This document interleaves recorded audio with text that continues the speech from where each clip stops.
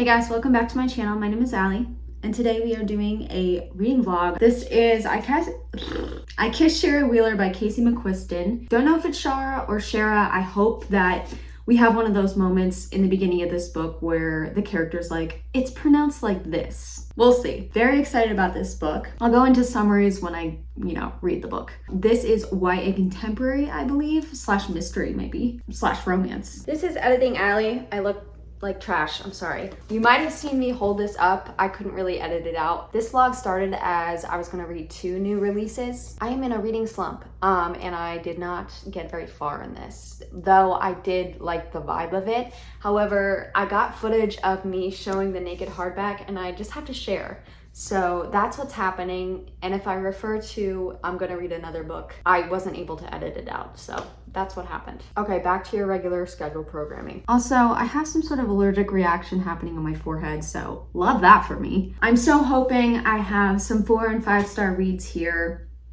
I'm ready. Okay.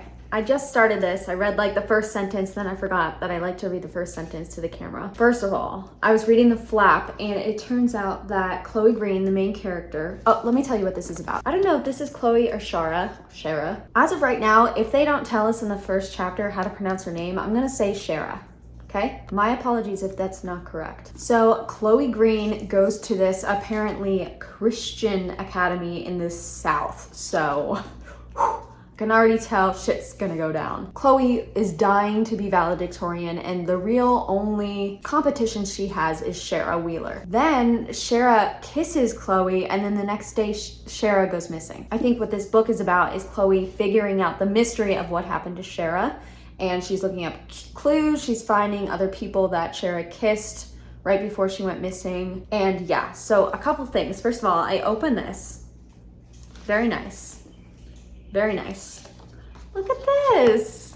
There's little kissing marks. I just love when there's surprises on the naked hardbacks. I love it. There's also a little preface right here with trigger warnings saying that this book includes elements of religious trauma and homophobia. So you've been warned, and I am a little frightened. Chapter 1, we start off with a countdown. It looks like every single chapter is gonna have this. Hours since Shara Wheeler left, 12 days until graduation, 42.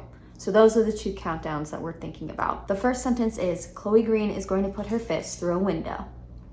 I said in my May TBR that this story, the setup reminded me of The Election, although there's no romance on that, and Paper Towns. But I didn't actually really enjoy Paper Towns because there was this whole road trip aspect to it, and I actually hated that. So I hope that doesn't happen in here. I'm hoping it is a little bit like this, A Good Girl's Guide to Murder, because I thought the mystery aspect for a YA was really well done. So I hope this does a good job. But I'm also really hoping that Chloe is kind of this like relentless academic, kind of like in, what's that movie, Booksmart? I think the actress's name was Beanie Feldstein.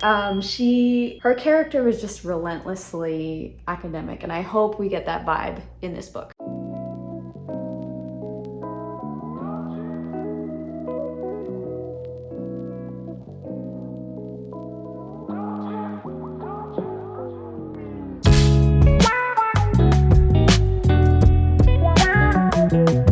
I was just doing reading sprints with Books and Lala, and I've never even seen Katie Coulson's videos before, but she was on the reading sprints also, and they are hilarious. And I didn't get very much reading done. I'm on page 20, but I have to say, this is very witty.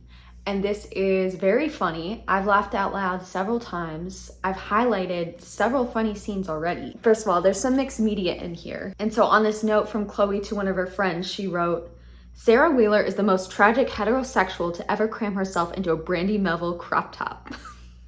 I love it. And then there's this whole little paragraph on page 2. It says, the whole drive to the country club, she imagined the look on Shara's face when she saw Chloe at her door. The big shocked green eyes, the theatrical gasp, the dawning realization that her little stunt for attention isn't going to work out the way she planned, because Chloe is a hot genius who can't be fooled. The sheer satisfaction was going to power Chloe through finals and probably like the first 2 years of college. This feels like high energy and snark, but also smart, and I'm loving it so far, which scares me because I am a true lover of beginnings. And the more I love a beginning, or so my channel would tell me, the faster I fall and the more disappointed I am. So I'm hoping we can ride this on through. So now at almost 8 p.m., I'm going to read some more. Oh my gosh, I fail at booktube. I'm sorry. Oh my gosh, they just referenced Paper Towns. Chloe's saying, of course Shara cast herself as the main character of her own personal John Green novel. I'm dying. Okay, I got to page 85 and I have to get ready for bed because I work early. But man, it's been a while since I've really wanted to stay up and read a book. And if I hadn't already taken melatonin, I might have done it. This is so witty. I love it. And I love Chloe, and I think I love Shara. Chloe's interesting because you can tell she thinks she knows everything. And although that can be irksome sometimes in a character, it's like, I know she's gonna learn because she's smart. That's all for now.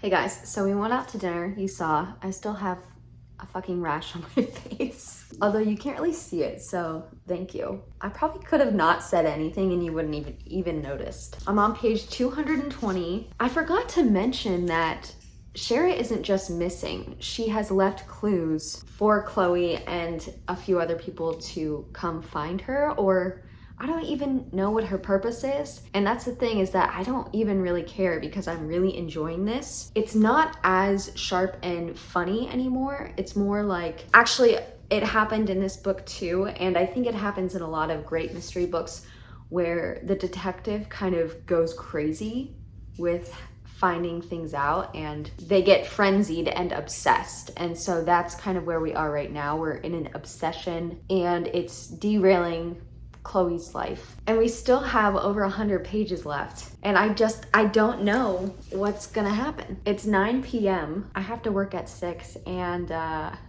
might stay up and try to finish this. You'll see in the next clip if that happens.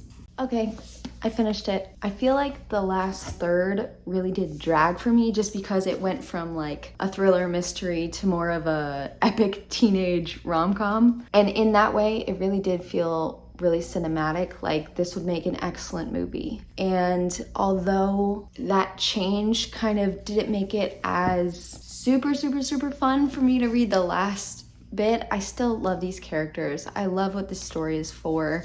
And in the author's note, Casey McQuiston writes about how this is for all the queer kids in those southern Bible belts and that they deserve, what did they say? You deserve ridiculous, over-the-top high school rom-coms about teenagers just like you. And that makes me want to cry. So yes, a wonderful experience reading this book. I found out that I really like type A main characters. I'll talk about this more in my monthly wrap-up, but I think I'm gonna go to bed now. Hey guys, it's Thursday after work and we're about to start the Book of Night by Holly Black. This is what I forget what these are called, the inner pages. Oh, I'm so glad I waited to open that. Oh my gosh, that's so beautiful.